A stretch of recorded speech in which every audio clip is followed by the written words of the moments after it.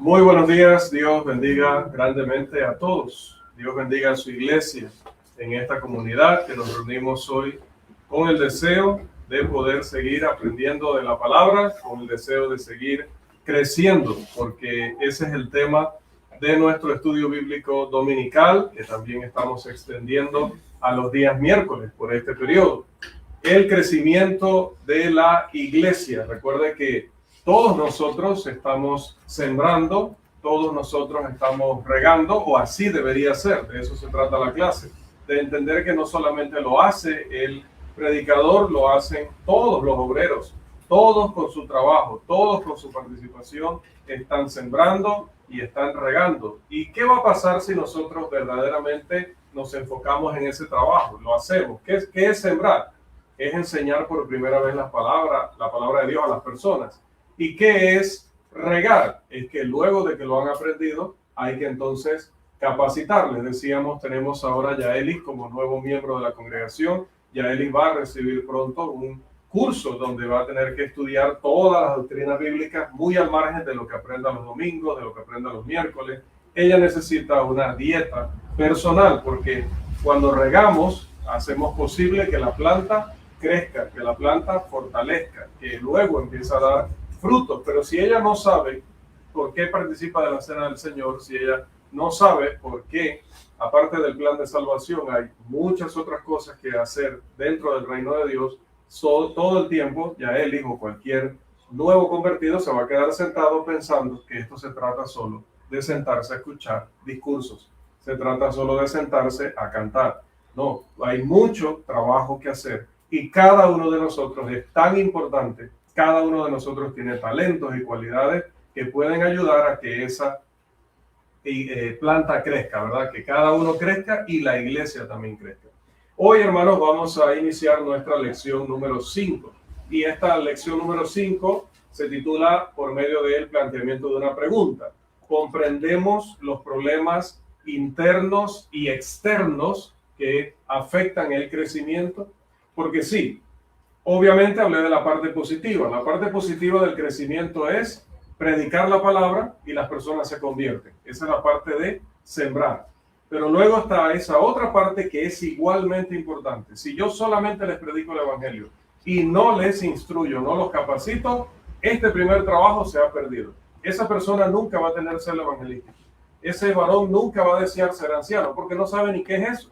Y aquí la clase se dio hace 4 meses, 6 meses.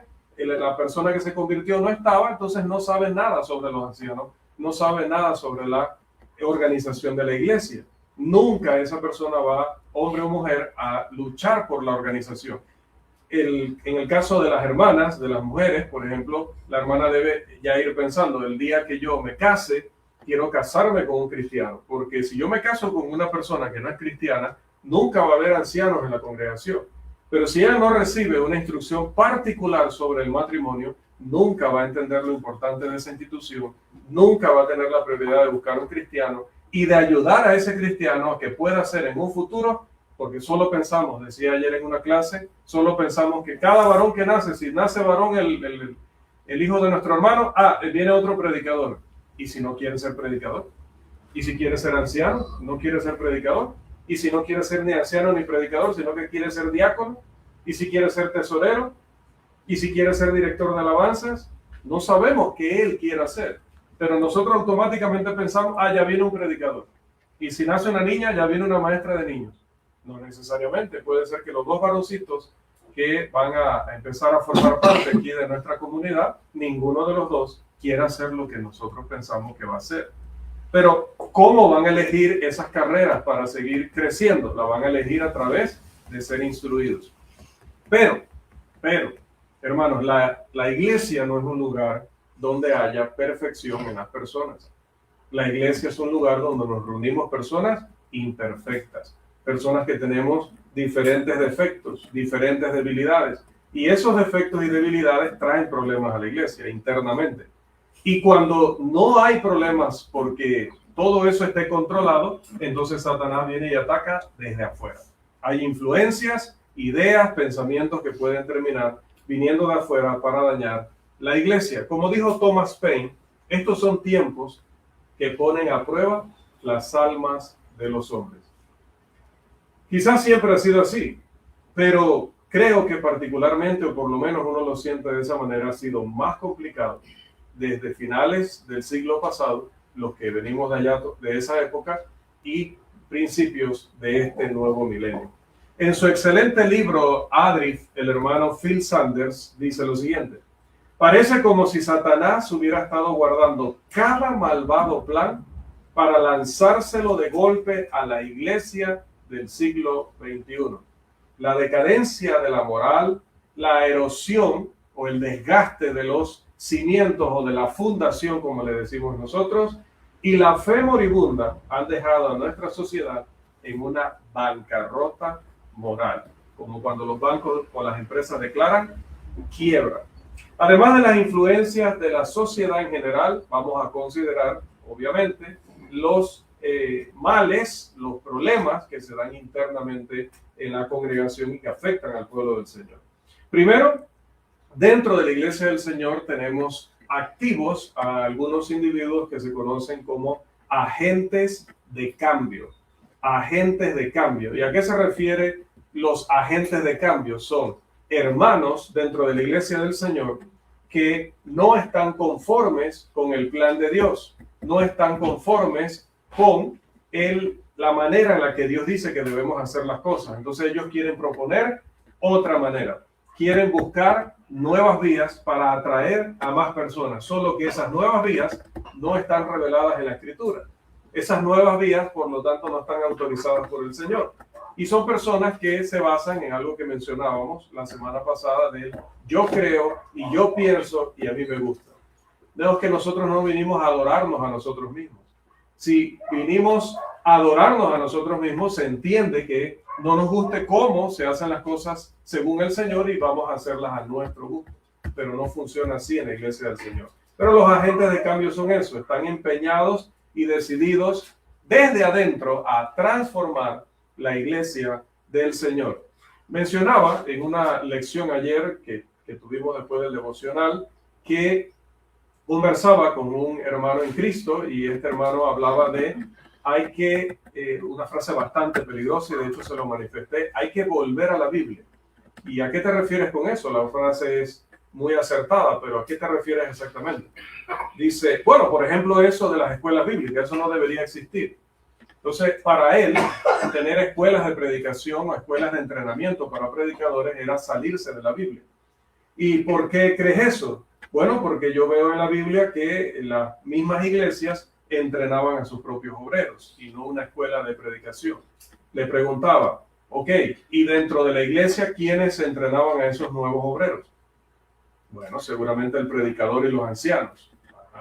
¿Y quién instruyó a los predicadores y ancianos de esas congregaciones? Bueno, los apóstoles seguramente, ¿no? Correcto, los apóstoles y los profetas. Dos que recibían revelación sobrenatural de Dios, ¿cierto? Dos tipos de obreros. Lucas no era apóstol, pero era profeta. Santiago, el que escribe la epístola, no era apóstol, pero era profeta. Judas, el que escribe antes de Apocalipsis, no era apóstol, pero era profeta. Entonces, apóstoles y profetas, dice Efesios 4, son el cimiento, la base, el fundamento de todo lo que se construyó hacia arriba. Pero esos tenían revelación sobrenatural. Hermanos, ellos, el Espíritu Santo, les entrenaba directamente. Le preguntaba al hermano, ¿conoces algún hermano predicador ahorita mismo que sea instruido directamente por el Señor de manera sobrenatural? Me dice, no, hay que estudiar la Biblia. Debido a que no hay ahora una guía sobrenatural que te vaya revelando lo que vayas a decir.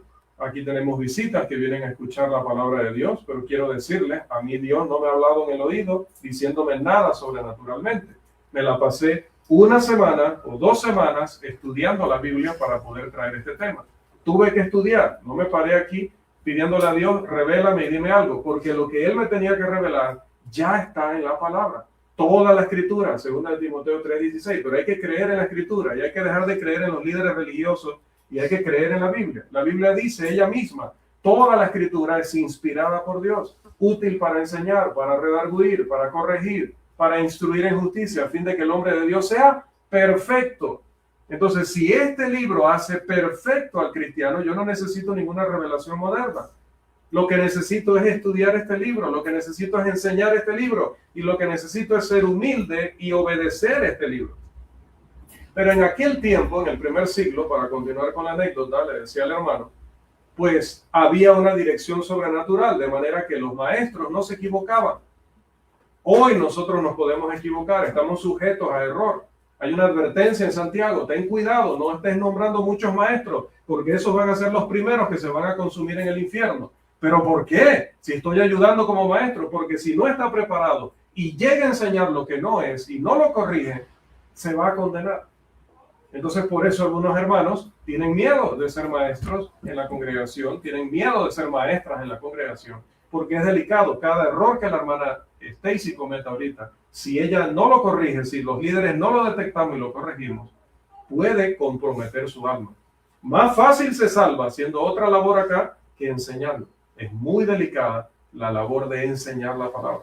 Más fácil me salvaría yo simplemente siendo tesorero o simplemente siendo director de cantos que estando en este púlpito enseñando la palabra. Es muy delicado. Porque cada error que cometa, si yo guío mal a esas almas, se pierden ellos y me pierdo yo. Primera de Timoteo 4:16. Entonces, los agentes de cambio quieren venir con nuevas ideas. Las escuelas de predicación, pues entonces no deben existir. Bueno, existen porque lamentablemente no todos, ni nadie recibe eso. Dirección sobrenatural, ni todos están preparados para capacitar a otros. Timoteo pudo capacitar a otros porque primero se capacitó con el apóstol Pablo. Segunda de Timoteo 2:2. Un hombre guiado sobrenaturalmente. Pero aparte de que era guiado sobrenaturalmente, Pablo era un erudito.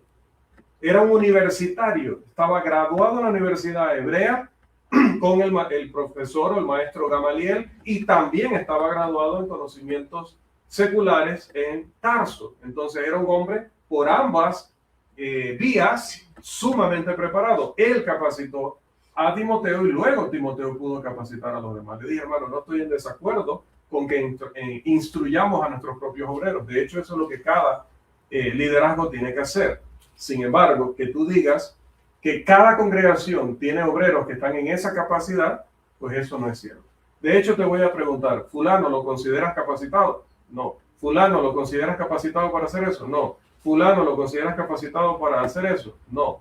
Le digo, quizás yo tengo una opinión distinta contigo sobre esos obreros, pero me estoy basando en tu propia opinión. Tú siempre has dicho que ellos son deficientes, pero al mismo tiempo dices que no son necesarias las escuelas de predicación. ¿Tiene sentido eso? Si ellos están deficientes, ¿qué van a producir? Obreros deficientes también. Entonces, por eso existen las escuelas de predicación. Hay hermanos que están dedicados solamente a la labor de enseñar. Se preparan cada año, llevan más de 20 años estudiando la palabra para enseñarla a otros. Es otro contexto. Solo se dedican, o principalmente se dedican a eso. Por eso existe. No existían en el Nuevo Testamento porque había circunstancias diferentes en el Nuevo Testamento. Pero así, hermanos, no quiero andar mucho porque el tiempo avanza, pero, por ejemplo, miren, es un hermano fiel dentro de las iglesias de Cristo, en nuestro propio entorno, podría estar aquí en la campaña, trabajando con nosotros, pero tiene una idea digresiva o que se aparta de la verdad. Y con esa idea y con esa semilla, aunque le corregimos, yo no sé si la corrección fue efectiva o no. No sé si el hermano acuerda en el momento y luego, de manera privada y lejos de aquí, sigue enseñando el error. Eso no lo sé. Ojalá el hermano haya comprendido y abandone este tipo de pensamiento. Gloria a Dios por ello. Pero ¿y si no es así? Dentro de nuestras congregaciones habría alguien que empezaría con un nuevo movimiento anti-escuelas de predicación. Segundo, existen presiones también de parte de este tipo, no del hermano, me refiero, sino de este tipo de perfil de obreros dentro de la Iglesia del Señor para cuestionar lo que es la organización bíblica, para ignorar lo que Dios dice sobre la organización bíblica. Y entonces quieren, como decía, pasar por encima de lo que ha revelado la palabra. Primera de Timoteo 2:10-12 dice el apóstol, con la autoridad de Jesucristo, con la inspiración del Espíritu Santo, porque no permito a la mujer enseñar ni ejercer dominio sobre el varón. Lo dice la Biblia, pero note cómo son los grupos religiosos. Todo es Biblia, hasta que les dice, no permito a la mujer enseñar. Agarran esa página, eso no nos interesa, porque queremos que ella sea pastora. Pero ahí dice que no puede, queremos que ella sea pastora, y va a ser pastora, y la ponemos pastora, pero ahí dice, no, poco le falta decir, no me interesa. Pero usted lo ve, la Biblia, la palabra de Dios, dice el Señor. No dice el Señor que no le permito a la mujer enseñar ni ejercer autoridad sobre el varón. No se lo permito. Está prohibido. Entonces no puedo poner pastora. Pero decía, hay dentro incluso de la iglesia del Señor quien quiere ignorar la organización bíblica para dar lugar al liderazgo femenino. Existen también presiones para aceptar una nueva forma de interpretar la Biblia. Le llaman nueva hermenéutica porque la hermenéutica es la ciencia de la interpretación bíblica. ¿De dónde sale la hermenéutica? ¿De una universidad cristiana? No, de la Biblia misma. ¿Cómo se interpreta la Biblia? La Biblia misma te dice cómo ella es interpretada. Cómo la interpretó Jesús, cómo la interpretaron los apóstoles. Así se debe interpretar. No es un método nuevo que el hombre ha inventado. Es el método que usaban los hombres de Dios para entender la voluntad de Dios. Hermanos, no hay mejor intérprete de la Biblia que la Biblia misma. No hay mejor intérprete. Mire, en la tentación con el diablo le dice a Jesús, la Biblia dice, mire esa interpretación, lánzate allá abajo porque la Biblia dice que si te lanzas, Dios va a mandar a sus ángeles que te atrapen para que no se golpee tu pie en piedra. Mire, ¿dice eso la Biblia? Sí lo dice. Salmo 91, ¿no? Sí lo dice. Pero eso era lo que quería decir, dice Jesús. No, porque hay también otro pasaje que dice, no tentarás al Señor tu Dios. Entonces, esto te promete protección, pero dice, pero no por eso tienes que desafiar. Mire cómo se equilibra, dice Jesús. Este versículo necesitas este otro para que lo limite. Aquí hay un versículo, pero este otro lo limita. Entonces, la Biblia no es simplemente, hermanos, pasarla como quien cruza un potrero. La Biblia hay que estudiar todo el tema referente a una doctrina para poder decir, lo he comprendido. Por eso decía la hermana y todo recién convertido, ahora en campaña que Dios nos provea recién convertidos, pues habrá que instruirles en cada doctrina específicamente, en cada detalle de cada doctrina. Para que cuando ellos vienen a estas clases ya van sobre ruedas. Eso es crecimiento. En cuarto lugar están aquellos que también quieren cambiar el plan de salvación. Personas que dentro de la iglesia del Señor ya no están contentas con el plan de Dios. Entonces quieren cambiarlo. ¿Cómo se ha dado este cambio? Por ejemplo, de manera sutil, se ha enseñado que ya no es necesario el arrepentimiento para poder recibir el perdón de pecados. Si nosotros vamos a Hechos 2:38, dice arrepentíos. Si vamos a Hechos 3:19, arrepentíos. Si vamos a Hechos 17:30, Dios manda a todos los hombres en todo lugar que se arrepientan.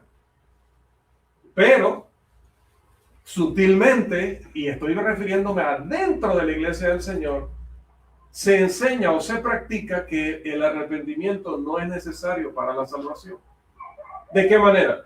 Bueno, algunos se encuentran una pareja que ha estado divorciado, alguno de los cónyuges, quizás los dos, pero por lo menos uno se ha divorciado de su anterior mujer por una causal que no la permite Dios. Y se ha vuelto ahora a casar sin tener derecho a tener nueva mujer. Mateo 19, 3 al 9. No todo el que se divorcia tiene derecho a volverse a casar. El que se divorcia y no es por la causa dada por Cristo en Mateo 19, 9, no se puede volver a casar nunca más hasta que muera su pareja. Romanos capítulo 7, 1 al 4. Pero entonces algunos quieren recibir a esa pareja, bautizar a esa pareja y que continúen como si fueran miembros fieles de la congregación. Cuando esa pareja sigue funcionando como matrimonio dentro de la congregación, yo estoy diciendo que el arrepentimiento no es necesario. Porque si el homosexual tiene que separarse de su pareja homosexual, si el que tiene varias mujeres tiene que separarse de sus varias mujeres, para poder decir que se ha arrepentido delante de Cristo, aquel que no se ha casado con la autorización de Dios está en adulterio. Y para que pueda entrar al reino de Dios, tendría que abandonar a esa mujer a la que no tiene derecho. Marcos 6, 17 y 18, Juan el Bautista le dice a Herodes, no te es lícito tenerla. No vale solo casarse civilmente, hay que estar autorizado por Dios para que el matrimonio sea bíblico, sea aprobado por Dios, si no es adulterio. Y esa pareja tendría que separarse, divorciarse para poder obedecer el evangelio y nunca más convivir como pareja. Otra manera y para que vean que es cierto que se considera que el arrepentimiento ya no es necesario para la salvación, es cuando encontramos una pareja en unión libre. Pero queremos bautizar porque la campaña, la foto, los videos, los números en mi reporte como predicador, entonces voy a meterlos al agua aunque están en unión libre. Y van a seguir en unión libre. Esa misma noche van a celebrar con una intimidad sexual a la que no están autorizados. Esa misma noche van a celebrar su bautismo así, con pecado, y van a seguir en pecado. Y le digo que luego, con el tiempo, le vamos a dar el dinero y vamos a hacerle los trámites para que se casen, pero no les digo que tienen que arrepentirse de esa relación ilícita. No les digo que tienen que abandonar esa relación íntima y que no pueden tratarse como pareja si es que quieren obedecer el evangelio. Entonces, si yo los bautizo en esa condición, que no les estoy diciendo que tienen que abandonarse como pareja, yo estoy promoviendo que el arrepentimiento no es necesario para la salvación. Entonces note que si usted hace memoria, estas cosas han pasado en la iglesia del Señor. Estas cosas han pasado en nuestro país. Estas cosas han pasado en nuestra provincia.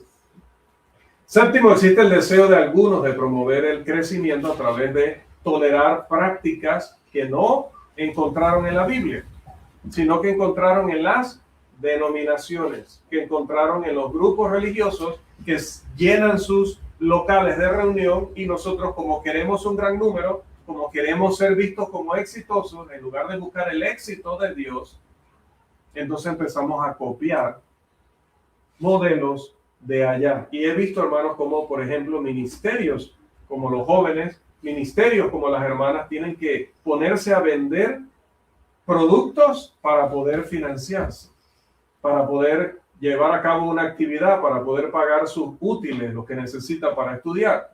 ¿Por qué? Porque le dijeron que prácticamente ellos son una iglesia aparte. Incluso a los grupos jóvenes le ponen otros nombres. Siempre he estado en contra de eso. Cuando tú le pones un nombre a un grupo de jóvenes, prácticamente les estás diciendo que ellos son otra organización dentro de la organización. Eso no existe. Eso no existe. Existe una sola organización.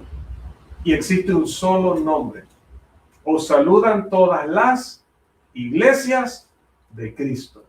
El que no está contento con el nombre que Dios le puso a su iglesia, hermanos, la puerta abre hacia adentro y abre hacia afuera también. No, pero yo quiero ponerle la onda de David, yo quiero ponerle la piedra de Benecer, yo quiero ponerle no sé qué. Porque no estoy contento con el nombre que Dios eligió para mí, cristiano. Con el nombre que eligió para el cuerpo de Cristo, la iglesia de Cristo. Entonces, debido a que se consideran otra organización, ¿qué hacen ellos? Bueno, tienen otro tesorero, tienen otros fondos, porque los fondos que recogen no se los dan a tesorería. Los fondos que recogen son de ellos, los administran ellos, deciden ellos, ni siquiera los líderes, porque los han convertido en otra organización. Todo esto se da, hermanos, porque copiamos modelos denominacionales. Se reúnen 4, 5, 6 predicadores y deciden cuál va a ser el calendario del año de actividades. Y luego llegan a las congregaciones a decirle a las congregaciones, este es el calendario que decidimos allá. Póngale nombre a eso. Diga el concilio, diga el sínodo, diga los apóstoles, porque eso es actuar como si fuéramos apóstoles, como si fuéramos un concilio. Ningún líder de otra congregación puede decidir qué es lo que se va a hacer aquí, en qué fecha se van a hacer las cosas aquí. Eso no es bíblico, pero todo esto se da porque copiamos modelos de las denominaciones, porque eso es efectivo. Por supuesto, hermano, si nos reunimos 7 predicadores a hacer un calendario, a imponer programas de trabajo, sí, vamos a tener a los hermanos activos en fechas trabajando. Eso es efectivo desde el punto de vista humano, pero ¿está autorizado? no está autorizado. Entonces podemos tener un crecimiento por usar herramientas del diablo, pero ese crecimiento no está bendecido por Dios. Nosotros queremos un crecimiento bendecido por el Señor, en primer lugar.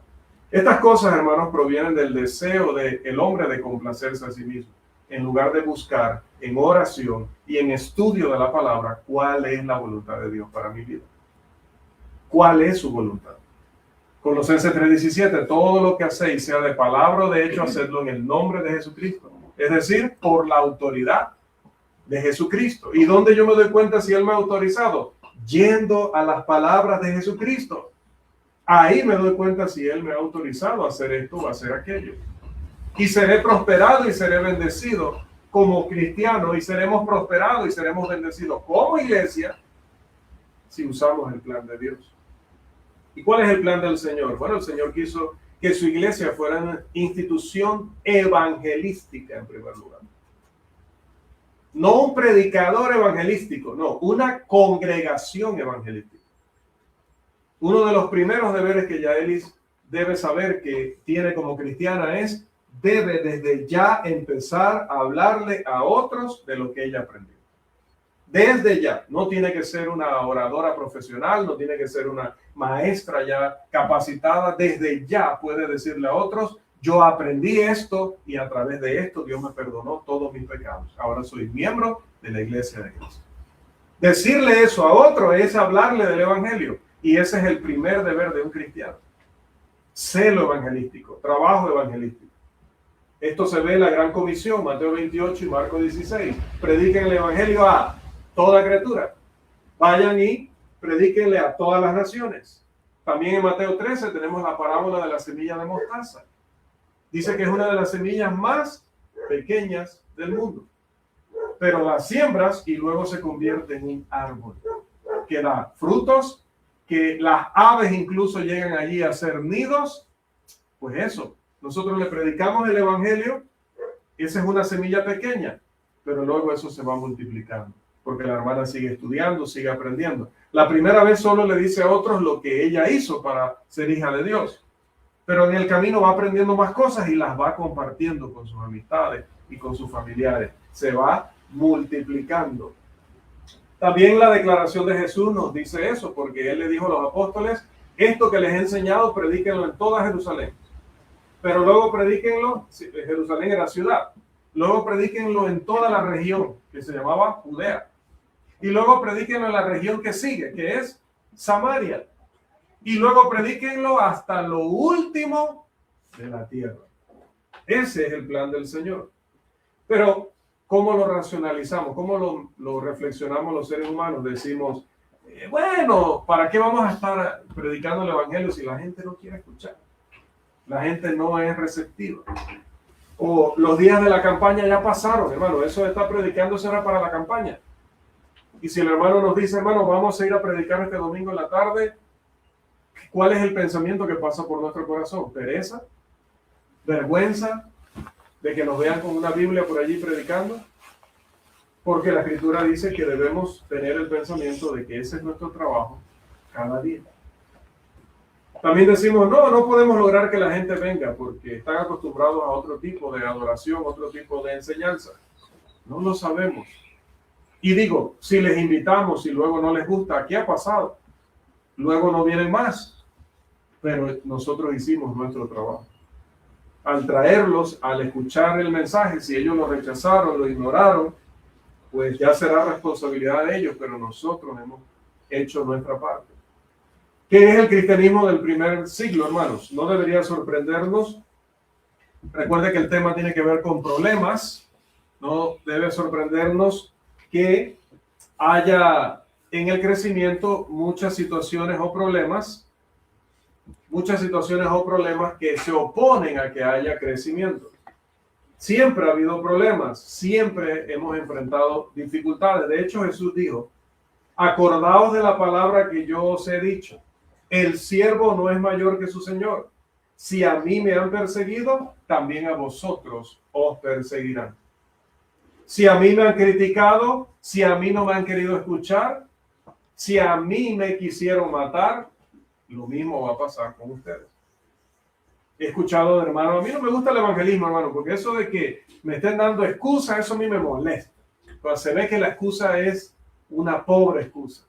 Eso de que a mí me cierren la puerta en la cara, hermano, no, a mí nadie me cierra la puerta en la cara. O sea, ¿eres más que el Señor Jesús? Porque el Señor Jesús sufrió todas esas cosas. Y Él dice, si conmigo lo hicieron, también con vosotros lo van a hacer. Ahora consideremos los problemas que enfrentó la iglesia del primer siglo, porque cuando hablamos de esa iglesia, pensamos en muchas cosas positivas. Oye, tenía los apóstoles de Jesucristo. Estaba el Espíritu Santo repartiendo dones milagrosos a los cristianos. Dice que la primera vez se convirtieron como 3,000 personas. ¿Usted no cree que el hermano quisiera tener 3,000 miembros aquí? Que el hermano predicara cada 3 años, porque imagínense, si le damos un sermón por día a todos esos varones, una junta de varones, 300 varones. Dentro de esos 300 varones, 25 ancianos y 25 diáconos y 14 maestros y 6 predicadores. ¿Usted cree que eso no sería una cosa genial? Sí, por supuesto. O así parece, ¿no? Porque también grupos grandes también traen una cantidad de situaciones diferentes. Bien, sus enemigos habían matado al Señor de la Gloria, a Jesucristo. Ahora estaban también persiguiendo a la iglesia, encarcelando a los apóstoles. Y no solo los encarcelaron, los llevaron a la muerte. Al primero que mataron, Hechos 12, a Jacobo. También encarcelaron a Pedro y a Juan. O encarcelaron al apóstol Pedro. Y luego fueron haciéndolo con todos los demás. Y sabe, los mataron a todos. Al apóstol Pablo le cortaron la cabeza en la plaza de la ciudad de Roma por predicar el evangelio. El único que salvó la vida en ese sentido fue el apóstol Juan, por lo menos hasta donde nos consta. Simplemente lo mandaron a una isla a morir solo allá. Si leemos un libro como el libro de los mártires, nos va a dar mucho dolor, por lo menos los que somos sensibles a todas estas situaciones, porque vamos a ver la muerte horrible que experimentaron muchos cristianos por defender la fe. Hermanos, en Romanos 1, 18 al 32 vamos a encontrar qué tipo de sociedad había en ese tiempo. Una sociedad corrompida, una sociedad, hermanos, que no tenía afecto, una sociedad que era presa de la inmoralidad sexual. A veces decimos, y lo dije quizá al principio, creo que estos son los peores tiempos, pero cuando leemos Romanos 1, 18 al 32, pues no lo sabemos. Porque yo, por lo menos ahorita, no he visto a una persona que sea popular, ¿verdad? Aquí en la ciudad, salir y usted ver a una persona teniendo pues intimidad con un animal y al mismo tiempo con su pareja y al mismo tiempo con su propio amigo, varones los dos. Pero usted salía a Roma, hermanos, y usted veía eso. Un hombre tenía a su esposa, dice, para tener hijos, pero tenía a su novia para enamorarse, pero tenía su amante para ponerle emoción a la cosa, y tenía otro hombre como novio para estar a la moda. Eso era normal. Que un hombre tuviera un novio, eso era normal. Y que aparte la esposa supiera que tenía el novio y que tenía una novia, eso era normal. La esposa solo era el camino para traer a los hijos legalmente. Y ya, eso era normal. Yo no veo eso en nuestra sociedad. No veo eso en nuestra ciudad. Pablo, hablando de los problemas externos e internos que se enfrenta cuando uno quiere que la iglesia crezca. Ahora sí vamos a este pasaje, lo tenemos en pantalla. Alguien que nos ayude. Segunda de Corintios 11, 26 al 28, por favor. Segunda de Corintios 11, 26 al 28. ¿Qué dice? En los caminos, muchas veces en peligro de ríos, peligrosos de ladrones, peligros de los de mi nación, peligros de los gentiles, peligros en la ciudad, peligro en el desierto, peligro en el mar, peligro entre los falsos hermanos y en trabajo y fatiga, en muchos desvelos, en hambre y sed, en muchos ayunos, en frío y en desnudez, y además de otras cosas, lo que sobre mí se agolpa cada día, la preocupación por todas las iglesias. Amén. Imagínense la vida de este ministro de Dios. Y a veces el hermano y yo nos sentimos agotados, nos sentimos presionados, nos sentimos heridos y decepcionados a veces con las actitudes de las personas. Pero cuando uno lee un pasaje como este, dice, bueno, por lo menos no hemos pasado peligros de ríos por el momento, de ladrones quizás. Los de nuestra nación todavía no nos están persiguiendo para encarcelarnos y matarnos. Peligros, dice, en el desierto, todavía no hemos tenido que ir al desierto. Al mar han ido algunos, yo trato de evitar navegar. Peligros entre falsos hermanos, eso siempre. Luego en trabajo y fatiga, por supuesto, en desvelos, por supuesto, en hambre y sed a veces, sí, por supuesto. Creo que no hemos tenido que hacer ayunos. En frío y en desnudez, bueno, el frío aquí es parte de nuestro panorama, pero aquí se refiere a un frío extremo en el que no nos podemos proteger, y desnudez en el sentido de no tener suficiente para ponernos. Nosotros podemos elegir colores, podemos elegir la manera en que queremos salir a calle o estar en casa. No hemos vivido eso, pero luego dice, además de todo lo que he mencionado, lo que sobre mí se agolpa cada día, la preocupación por todas las iglesias. Nosotros estamos preocupados por una congregación local, como debe ser. Pero Pablo como apóstol tenía que pensar en muchas congregaciones.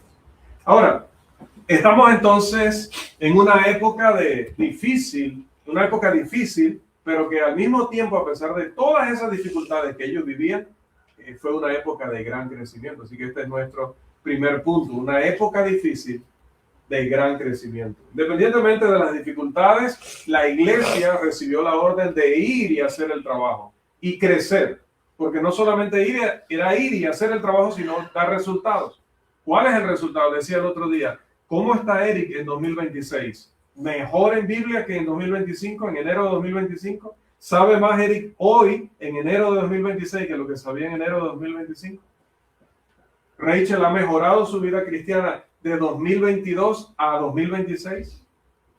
Nuestro hermano como predicador ha crecido como maestro, ha crecido como expositor de la palabra.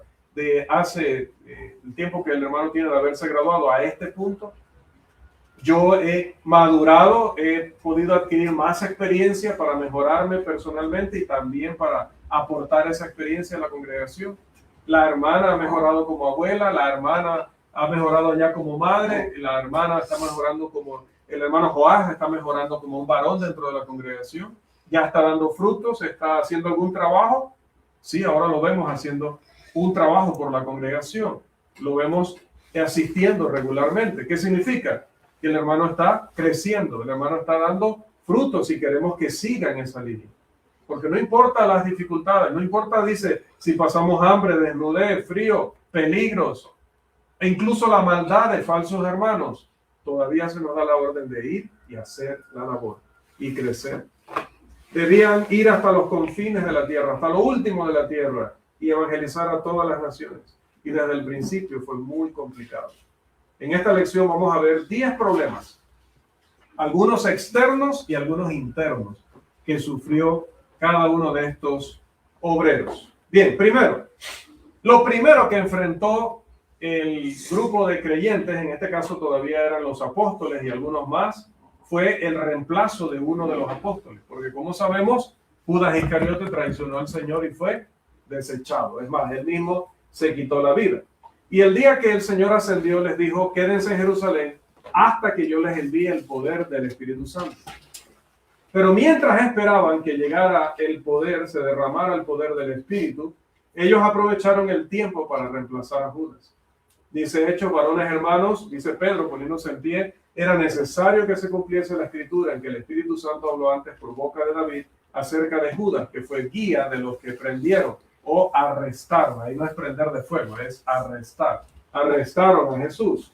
Y luego dice, y señalaron a dos, a José llamado Barsabás, que tenía por sobrenombre Justo, y a Matías. Y orando dijeron, tú, Señor, que conoces los corazones de todos, muestra cuál de estos dos has escogido. Y les echaron suertes, y la suerte cayó sobre Matías, y fue contado con los 11 apóstoles. ¿Han oído aquellos hermanos que dicen que, hermano, no hable de suerte, eso es pecado, no hable de suerte, es la mano de Dios? Bueno, yo veo que la Biblia se habla de suerte. Lo que es pecado es apostarle a la suerte, ¿sí? Invertir dinero en la suerte para obtener un dinero que yo no me merezco, quitándoselo a otros que también apostaron. Pero la suerte es lo que tú no sabes que va a suceder. No lo sabes. Para ti es suerte. Por supuesto que para Dios no es. Para Dios no es sorpresa, para Dios no es suerte. Él sabe lo que va a suceder siempre. Pero estamos hablando desde la perspectiva del hombre. Qué suerte, oye, qué mala suerte, qué buena suerte. Sí existe eso. No sabemos qué va a pasar realmente. Ellos no sabían quién iba a ser elegido. La suerte cayó sobre Matías y fue contado con los 11 apóstoles. Así que lo primero era una baja sensible. De los 12 faltaba uno. Pero gracias al Señor, Él les reveló quién debía continuar con esa labor. En segundo lugar, respondieron a una acusación, hermano. La iglesia solamente tenía, la iglesia ni siquiera había nacido y ya los apóstoles estaban siendo criticados de una manera terrible por la sociedad. ¿Sí? Eso está en Hechos 2:14, 2:12 y 13. Vamos a leer ese pasaje, por favor. Hechos 2:12 y 13. Hechos 2:12 y 13. Siempre les exhortamos a tener notas, porque así usted apunta y luego solo queda buscando, ¿verdad? ¿Qué dice este pasaje? Después que vieron que el poder del Espíritu Santo cayó sobre todos los apóstoles, capacitándolos para hablar en lenguas, es decir, en otros idiomas que no habían aprendido antes, sino ahora los hablaban por el poder de Dios y profetizaban por el poder de Dios. ¿Cuál fue la reacción de la gente? A ver. 2:12. Y estaban todos atónitos y perplejos, diciéndose unos a otros, ¿qué quiere decir esto? Ajá. Mas otros burlándose decían, están llenos de mosto. Miren, están llenos de mosto. Este es un lenguaje que para nosotros no es tan conocido, ¿no? Porque habla de lo que ellos bebían en ese tiempo, pero lo que quiere decir es, están borrachos. Sí. Mira esa gente, mira cómo están hablando en otros idiomas ahí. No, yo no les entiendo, me están diciendo un poco de cosas y tiene que ser que están borrachos. Lo primero que sucedió en la primera predicación del Evangelio fue que la gente dijo, esa gente está borracha. Y nosotros hoy nos sentimos tristes porque esa gente tiene que estar loca. Allá están los locos, allá en la cancha predicando. Bueno, a esto le dijeron estaban borrachos, imagínense. Pedro entonces se levanta en los versículos 14 al 16 y les dice, varones judíos y todos los que habitáis en Jerusalén, esto sea notorio y oíd mis palabras, porque estos no están ebrios como vosotros suponéis. Es la hora tercera del día, ¿cómo vamos a estar tomando? Pero esto es lo dicho por el profeta Joel. Y le cita la profecía y hace esa gran predicación del Evangelio que luego hizo que 3,000 personas, o como 3,000 personas, se arrepintieran y obedecieran al Señor. En tercer lugar, ¿qué más pasó? Bueno, en la parte negativa y externa, fueron golpeados y se les prohibió predicar el Evangelio. Hermanos, a nosotros no nos pegan por ir a evangelizar. La gente, ya decía, se ofende porque le cierran la puerta o porque nos dan excusas. Hermano, y el día que saquen una vara y nos den en la cabeza, el día que nos den una bofetada, el día que venga, hermano, la Policía Nacional se pare aquí, llame al hermano y le diga, le prohibimos predicar el Evangelio. La próxima vez que lo veamos predicando, lo vamos a llevar preso. El día que eso suceda, bueno, la iglesia recibió en sus primeros días este problema. Hechos 4 y 5 muestran cómo las autoridades intervinieron para prohibir la predicación del Evangelio. Ahora, sabemos lo que Pedro y Juan respondieron, igual que los demás apóstoles. Dice Hechos 5:29, es necesario obedecer a Dios antes que a los hombres. Hechos 5:29. No nos van a detener. Eso no detuvo el crecimiento de la iglesia, no detuvo la predicación de la iglesia, pero fue un problema que tuvo que enfrentar la iglesia en ese momento. Bien, en cuarto lugar, ya había nacido la iglesia, estaba en los primeros meses de existencia y había un gran espíritu de benevolencia, porque había muchos hermanos necesitados, pero también había varios hermanos que tenían muchos recursos. Entonces, ¿qué sucedió? La iglesia desde el principio comenzó a despojarse de sus bienes para ayudarle a los más necesitados. Y en ese tiempo, algunos vendían sus propiedades y traían el dinero y lo ponían a disposición de los apóstoles. Use eso para ayudar a los necesitados. Pero vino una pareja, Ananías y su esposa Zafira, vendieron un terreno, se quedaron con una parte, pero para hacer fama y que los aplaudieran, dijeron: aquí vendimos este terreno y lo estamos dando todo al Señor, todo para los hermanos necesitados. Y era mentira, habían sacado una porción, quizás una gran porción. ¿Y qué dice la Escritura? Que el Espíritu Santo les castigó con la muerte.